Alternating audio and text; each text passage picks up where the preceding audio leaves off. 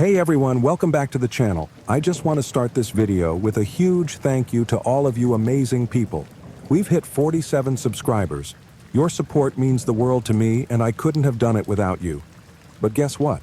Only 3% of you watching this right now are actually subscribed. So if you're enjoying the content, make sure to hit that like button and smash that subscribe button while you're at it. Don't forget to also turn on post notifications so you never miss an upload. We're officially on the road to 100 subscribers, and my goal is to hit that milestone by the end of 2025. Let's make it happen together. Now I've got a fun little challenge for you all. In the comments, I'm thinking of a number between 1 and 100. If you can guess the number, I'll pin your comment and give it a like. Just one rule, you've got to be subscribed to win. So, go ahead and drop your guesses below. Alright, enough chit-chat. Let's get right into the video. The woods surrounding Oak Ridge, Wisconsin were a strange place. Locals whispered about them, spinning tales of shadows moving where none should, of whispers carried on still air, and of people vanishing without a trace. For Hannah Myers, these were just campfire stories, until she found herself in the middle of one. Hannah had grown up in Oak Ridge, a town too small for most maps, where the tallest building was the church steeple, and the biggest attraction was the sprawling forest. She'd spent her teenage years exploring those woods with her childhood friends, daring each other to stay out after dark. Now, at 24, Hannah was back in Oak Ridge, staying with her parents while figuring out her next steps after grad school. Life in the city had left her drained, and the quiet of her hometown seemed like the perfect remedy. She found herself returning to the woods for solace, hiking old trails and rediscovering paths she hadn't walked in years. It started with a feeling. One afternoon, while hiking near Red Hollow, a deep gorge that locals claimed was cursed, Hannah felt the distinct sensation of being watched. She stopped mid-step, her pulse quickening. The woods were silent, the only sound the occasional creak of trees swaying in the wind. She glanced over her shoulder, but there was no one there. Shrugging it off, she continued, chalking it up to her imagination. But the feeling persisted. Days turned into weeks, and the sense of being followed grew stronger. At first, she thought it might be a curious animal. Then she began to notice strange things, black and white photos of people she didn't recognize pinned to tree trunks, piles of rocks arranged in precise geometric patterns, and once, a crudely drawn symbol carved into the bark of an oak tree, a circle with an X through it. Hannah's unease deepened when she started having vivid nightmares. In them, she wandered the woods at night, a tall, faceless figure lurking just out of sight. When she woke, the images stayed with her, tendrils of black, a blank white face, and an overwhelming sense of dread. Hannah tried to rationalize it. Oak Ridge had always been a place for urban legends, and the Slender Man mythos had been a local favorite since she was a teenager. She'd read about it online, heard the stories from friends, how he stalked the woods, targeting children and young adults, driving them to madness before making them vanish. She dismissed it as folklore, but deep down, the evidence around her felt too personal to ignore. Then, things escalated. One night, Hannah was sorting through old boxes in her parents' attic, looking for her childhood sketchbook. As she rifled through a dusty bin of keepsakes, she froze. At the bottom of the box was a photograph she didn't remember taking. It showed her and her best friend Sarah standing at the edge of Red Hollow during the summer of 2008. They were laughing, the golden light of the setting sun bathing the trees behind them. But in the shadowy depths of the woods behind them, something else was there. A tall, impossibly thin figure, barely visible but unmistakable. Hannah's chest tightened. She scrambled for her phone and took a photo of the picture, zooming in on the figure. The more she looked, the more it seemed like a trick of the light, until she noticed the faint outline of tendrils stretching from its back, curling unnaturally into the surrounding trees. The days that followed were a waking nightmare. Her phone began malfunctioning, freezing or glitching whenever she tried to review the photo. At night, she heard tapping at her bedroom window, though her room was on the second floor. On 2 occasions, she woke up in strange places, once on the floor of the living room and once outside in the backyard, her bare feet covered in dirt. She confided in Sarah, who still lived in Oak Ridge and worked at the town's library. "Do you remember the Slender Man stories?" Hannah asked during a coffee meetup, keeping her voice low to avoid attracting attention. Sarah's face paled. "Yeah, why?" "I think—" Hannah hesitated. Saying it out loud felt ridiculous. "I think he's real, and I think he's after me." Instead of laughing or dismissing her fears, Sarah stared at her for a long moment. "You need to stop going into the woods," she said finally. "I'm serious, Hannah. Just stay away." Sarah's warning did little to stop the progression of events. That same evening, Hannah heard a familiar chime, her phone's text notification. When she unlocked it, her breath caught. It was a photo of her, taken from behind, as she stood on the trail to Red Hollow. She didn't remember anyone being near her when she was there earlier that day. The message attached to the photo read, "Don't look." She dropped the phone, her hands trembling. It buzzed again. This time, it was a video. She didn't want to watch it, but something compelled her. With shaky fingers, she pressed play. The video was shaky, showing the interior of her parents' home. It followed a path down the hallway, stopping at her bedroom door.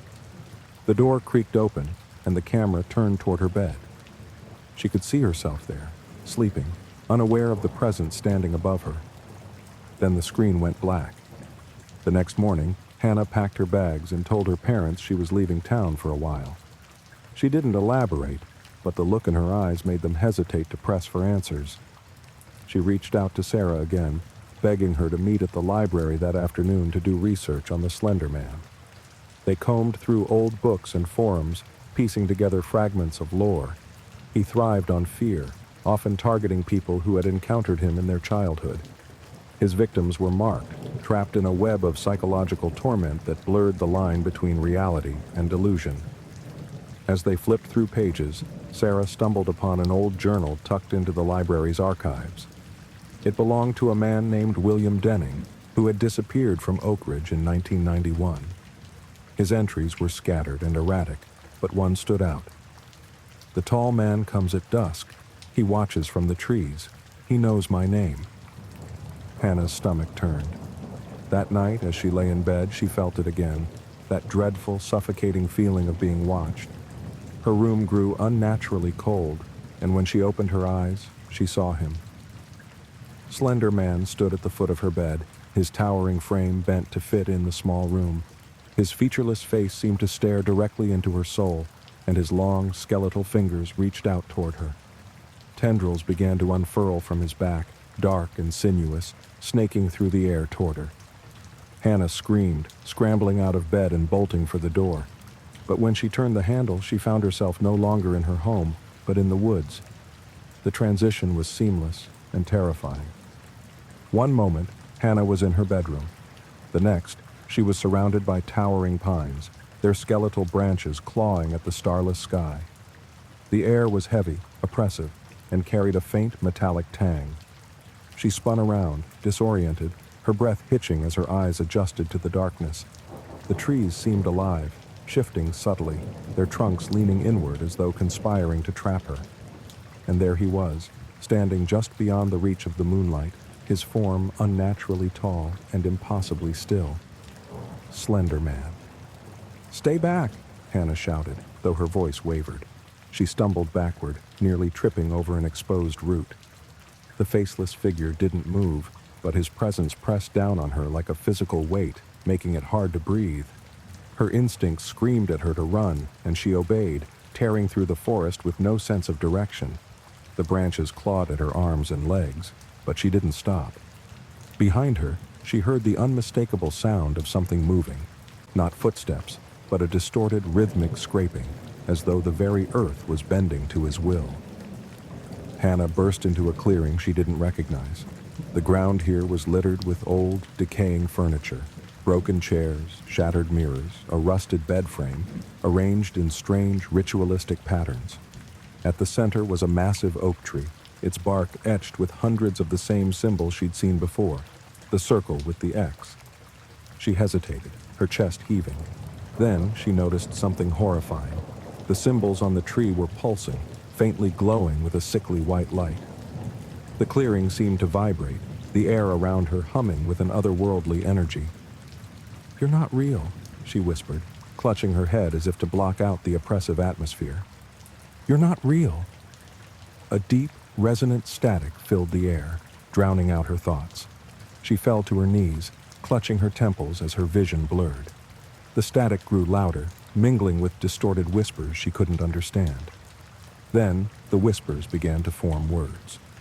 "You've always known me." Hannah looked up, tears streaming down her face. Slender Man was there, impossibly close now, his tendrils writhing like snakes. But this time, she saw something new. Behind him, or perhaps within him, there were faces, twisted, anguished faces of people she didn't recognize. And then, one she did. Sarah. "Sarah!" Hannah screamed, stumbling backward. The apparition of her best friend's face twisted in silent agony, her mouth opening and closing as if trying to speak. The sight broke something inside Hannah. She gritted her teeth, pushing past the fear. "No," she muttered. "You don't get to take me.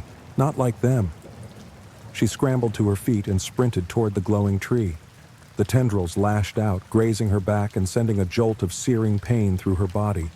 But she pressed on, her eyes fixed on the pulsating symbols. If this tree was the source of his power, she had to destroy it. Grabbing a jagged piece of metal from the debris in the clearing, she swung it at the bark with all her strength. The first blow made the symbols flicker. The second sent a deafening screech through the clearing. Slender Man recoiled, his tendrils writhing in apparent agony. Hannah didn't stop. She hacked at the tree until her hands bled, until the symbols were obliterated and the glowing light faded. The oppressive weight in the air lifted, and the static dissolved into silence. When she turned around, Slender Man was gone. Hannah woke up in her bedroom, the morning light streaming through the window.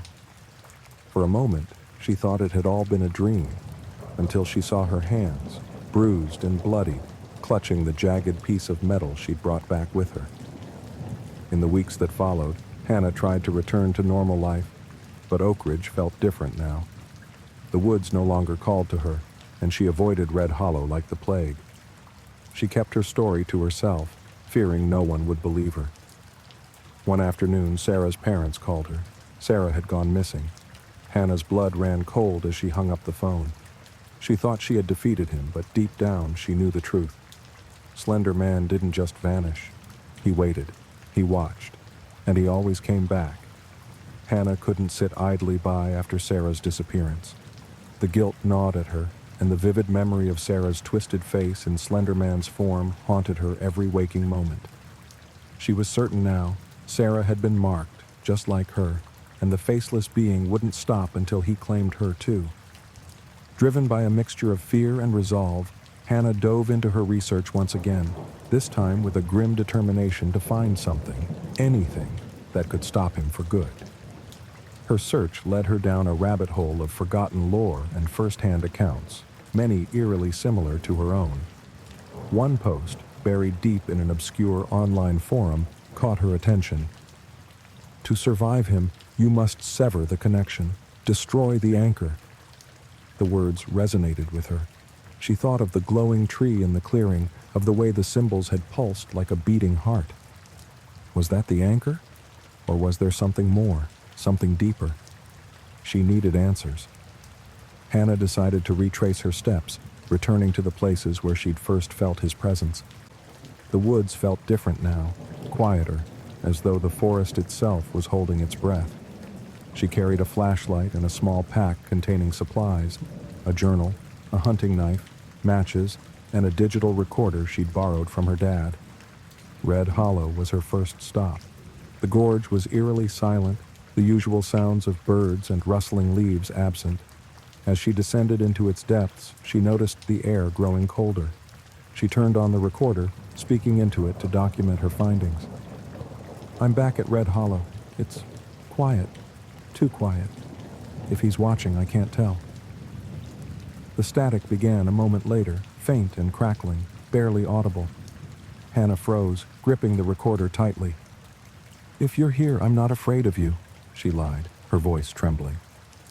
The static grew louder, accompanied by distorted whispers. She spun around, her flashlight beam cutting through the dark. And then she saw it, a figure, not Slender Man, but Sarah. Sarah stood motionless, her face pale, her eyes vacant. She was wearing the same clothes she'd been in the last time Hannah saw her. "Sarah?" Hannah called out, her voice breaking. She took a tentative step forward. "Is that you?" Sarah tilted her head, a jerky, unnatural movement. Then she pointed, to a path leading deeper into the woods. Against every instinct screaming at her to turn back, Hannah followed. The path twisted and turned, leading her to a clearing much like the one she'd seen before, but this one was different. In its center stood a monolith, an ancient, towering stone slab covered in those same ominous symbols. The air around the monolith was thick with energy, and Hannah felt her knees weaken as she approached. She glanced back at Sarah, but her friend was gone. The static returned, louder than ever, and Hannah knew he was here. She turned, and there he was, emerging from the shadows like a phantom. Slender Man's tendrils unfurled, snaking toward her, their movements impossibly fluid.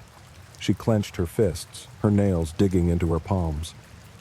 "I know what you are now," she said, forcing her voice to stay steady. "You're nothing without this." Hannah grabbed the hunting knife from her pack and ran toward the monolith. The tendrils lashed out, one wrapping around her ankle and yanking her off her feet. She screamed as she hit the ground, but she didn't let go of the knife. She twisted, slashing at the tendril. It recoiled, and she scrambled to her feet, lunging for the stone slab.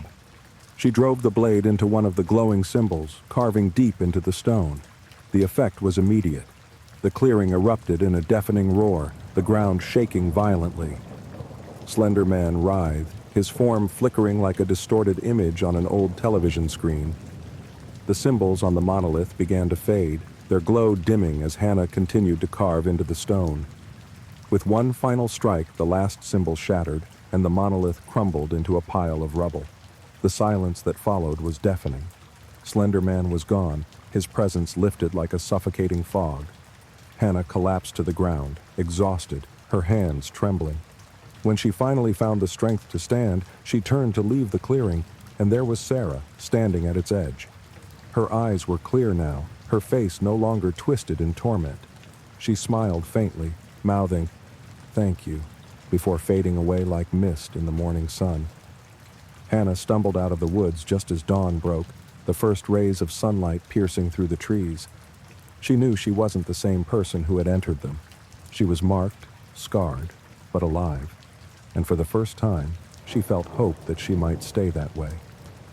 But as she reached the edge of the forest, she noticed something on her arm, a faint, circular mark with an X in the center. The nightmare wasn't over. It had only just begun. Hannah stood at the forest's edge, staring at the faint mark on her arm. The morning light felt warm and safe, but the sight of that symbol chilled her to the bone. She rubbed at it, hoping it was some trick of her tired mind, but the mark wouldn't fade. She closed her eyes and took a deep breath, forcing herself to think clearly. She'd survived. She'd faced Slender Man and walked away. That had to mean something. Maybe the mark was a warning, a reminder of the price she'd paid to escape. Or maybe it was something more sinister. Hannah returned home to find her parents worried but relieved to see her safe. She didn't tell them everything, only that she'd been out in the woods and had found some closure about Sarah. It wasn't a lie, not entirely. She spent the next few days trying to settle back into normal life, but it was harder than she'd imagined. The woods loomed in the distance, their shadows seeming deeper now, darker. She kept the recorder and Sarah's journal close, flipping through its pages late at night, as though searching for answers she hadn't found yet. One evening, as she sat in her bedroom, the mark on her arm began to itch. She rolled up her sleeve to find it glowing faintly, almost imperceptibly. Her chest tightened, but she forced herself to stay calm. Whatever this was, she wouldn't let it consume her. Not again.